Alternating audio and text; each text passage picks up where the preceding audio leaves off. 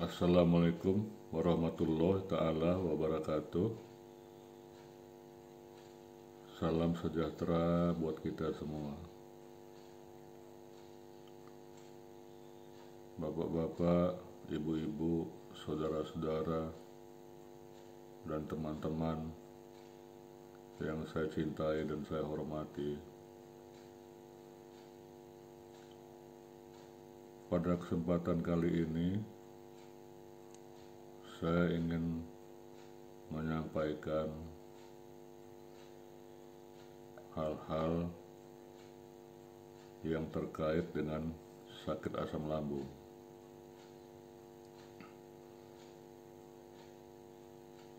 Yang pertama yang ingin saya sampaikan adalah mengenai sakitnya ini ya, bahwa sakit asam lambung itu bisa disembuhkan 100% ya.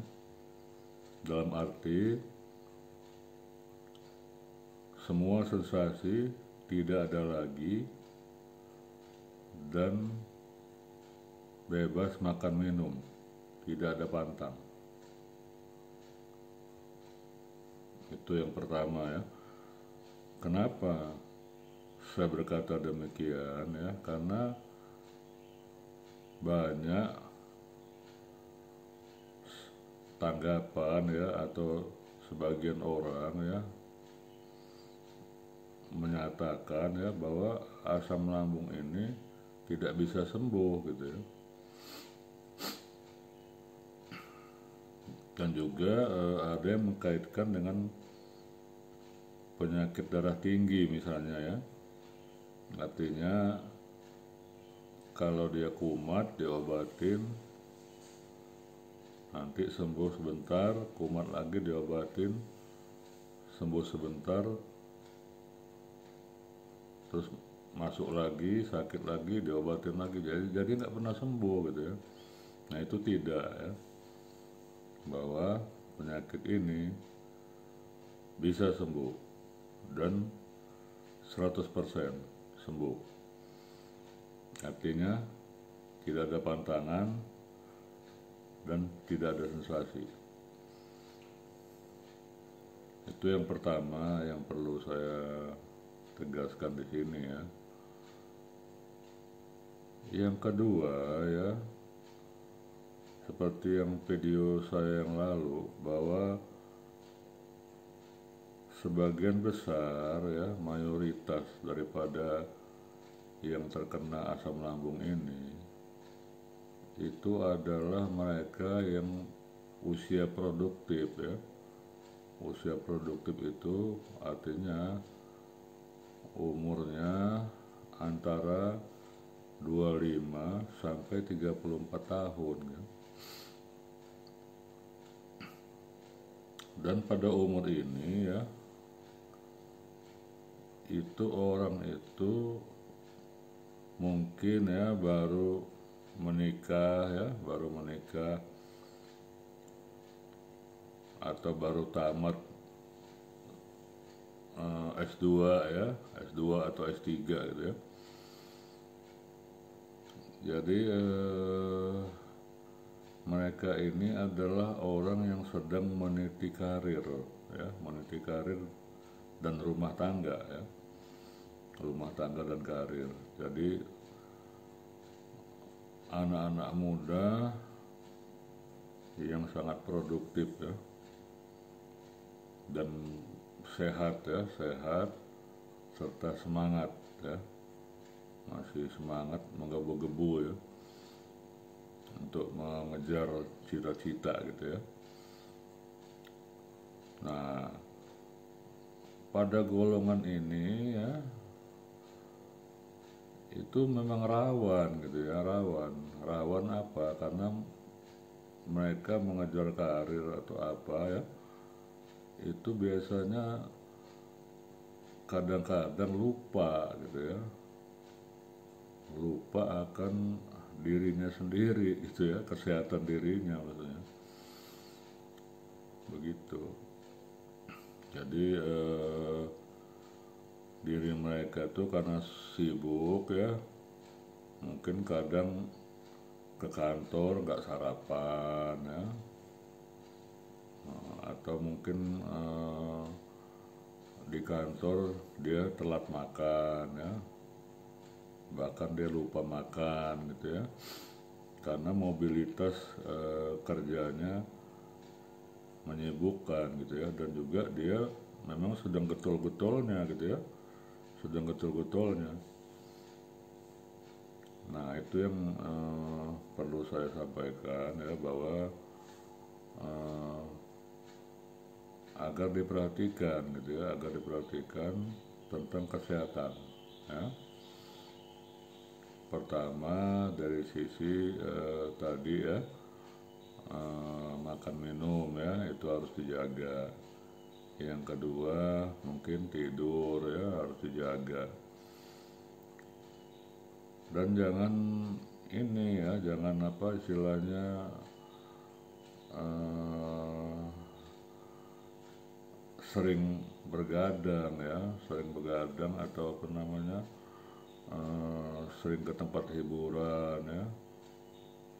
Ya bukan melarang ya saya ya, tapi itu boleh dilakukan ya, cuman istilahnya dibatasi ya, dibatasi.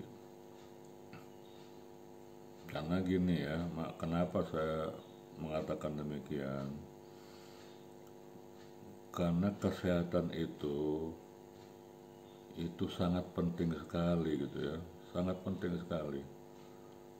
Jadi istilahnya kalau tubuh kita nggak sehat, maka semua yang kita kejar, kita ambisi, kita serius serius sekali menanganinya, pekerjaan itu misalnya itu menjadi sia-sia nantinya gitu ya, percuma gitu ya. Kalau kita sakit itu bukan percuma, cita-cita kita juga tidak akan tercapai ya.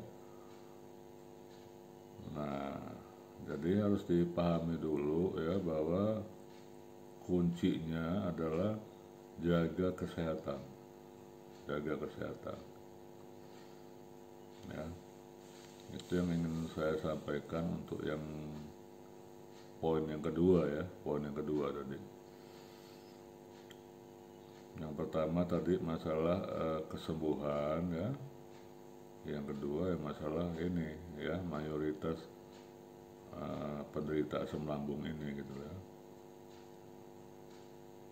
anak-anak muda yang lagi sedang produktifnya ya, puncak produktifnya gitu.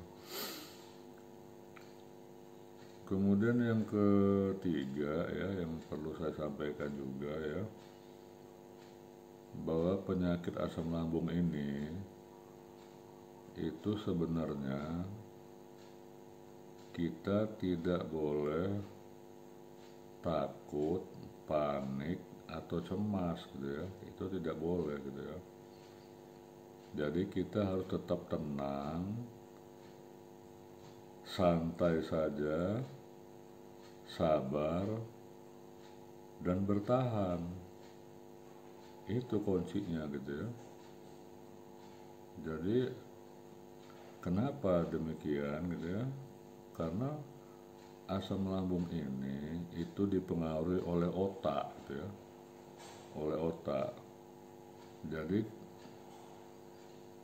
kalau kita ada rasa takut, panik atau cemas ya, itu justru mensugesti diri kita ya, dalam hal ini lambungnya, itu menjadi ini gitu ya, menjadi kenyataan gitu ya, apa yang kita pikirkan tuh menjadi kenyataan gitu ya. Artinya kalau kita takut ini, takut itu, akhirnya muncul benar ketakutan itu gitu loh, memunculkan sensasi ya. Jadi sensasi bisa bertambah berat atau bertambah banyak gitu ya. Itu. Jadi dalam hal ini memang perlu dijaga itu istilahnya jangan sampai pikiran kita itu membuat munculnya sensasi gitu ya. Itu yang ketiga. Jadi kuncinya tadi ya, jangan pernah takut, cemas atau panik.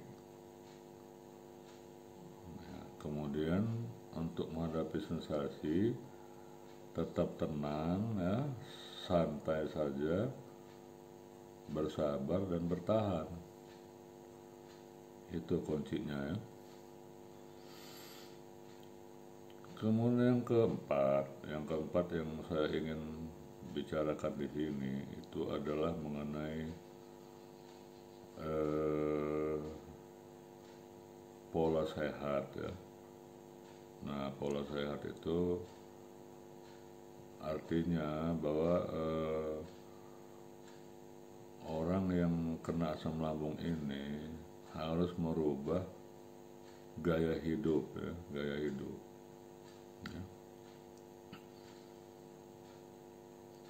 Kalau kita bisa merubah gaya hidup kita ke arah pola sehat ya, pola sehat itu mungkin tidak perlu saya uraikan lagi karena sudah saya uraikan dengan jelas ya pada video saya terdahulu tentang keliengan dan pola sehat.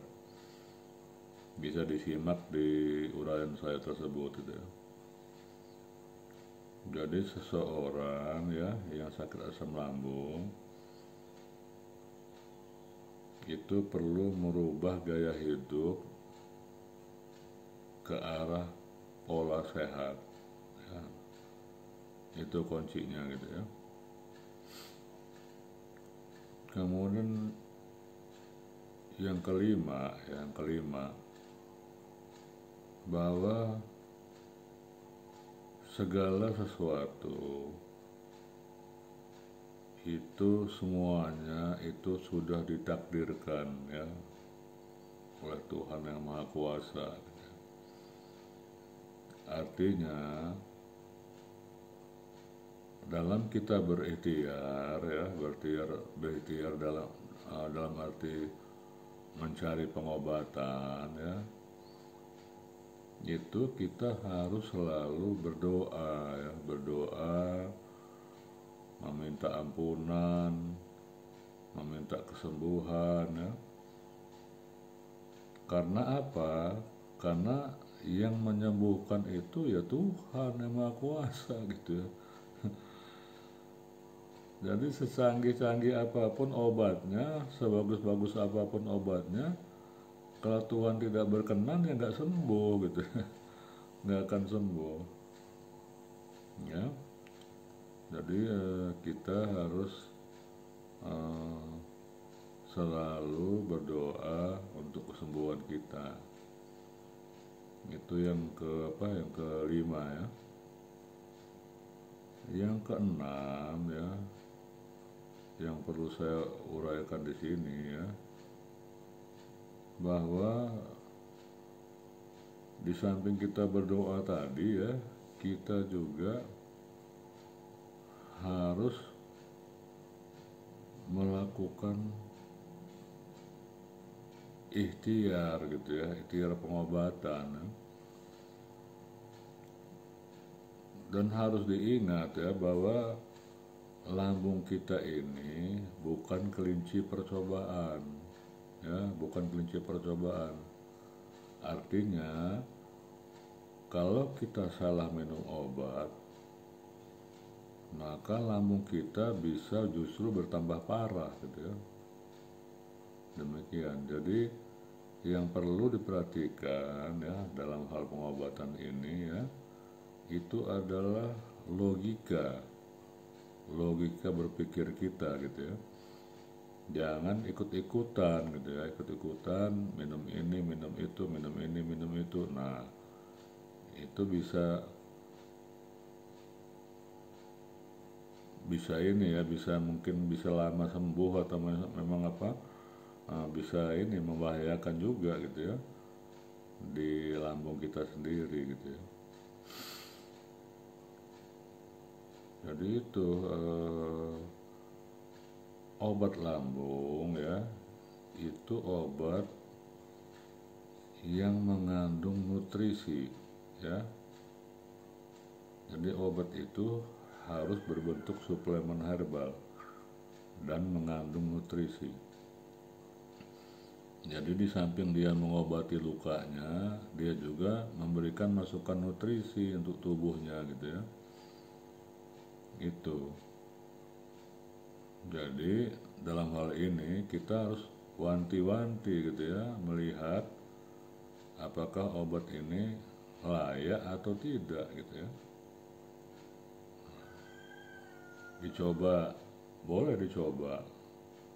Tapi kalau misalnya dalam 3 hari misalnya tidak ada reaksi yang perbaikan, ya di stop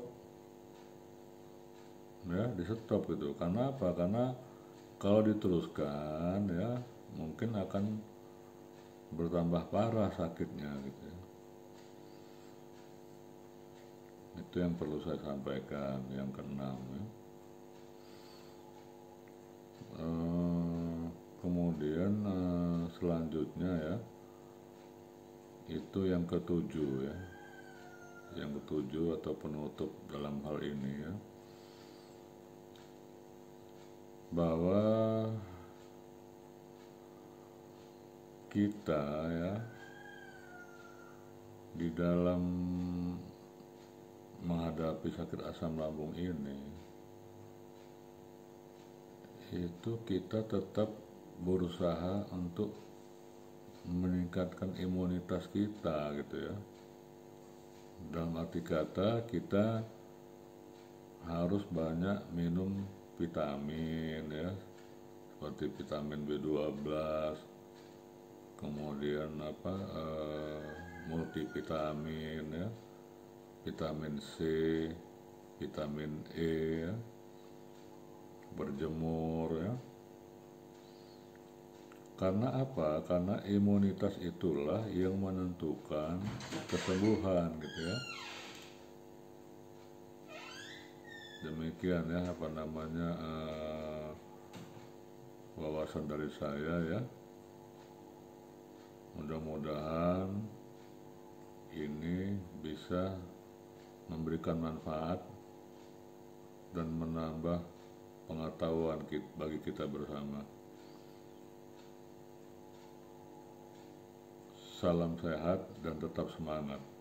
Wassalamualaikum warahmatullahi taala wabarakatuh.